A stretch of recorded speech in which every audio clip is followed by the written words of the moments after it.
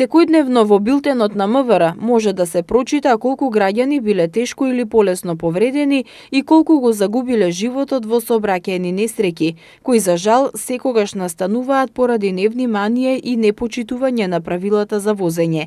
Многу често се случува пешаците да бидат жртви на сообраќајни несреќи, особено во главниот град во период кога е најголемиот метеж во сообраќајот.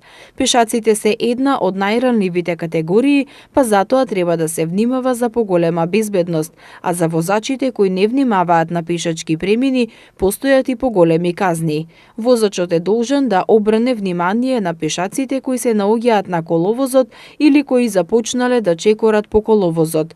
Кога приоѓа кон обележан пешачки премин, возачот е должен да управува со возилото и да вози со таква брзина што овозможува во секој случај на потреба да го запре возилото пред пешачкиот премин. На делот од патот по кој се движат деца или се поставени сообраќајни знаци за учество на деца во сообраќајот, возачот е должен исто така да вози со особена предпазливост и со таква брзина што ќе овозможи да го запре возилото во случај на потреба.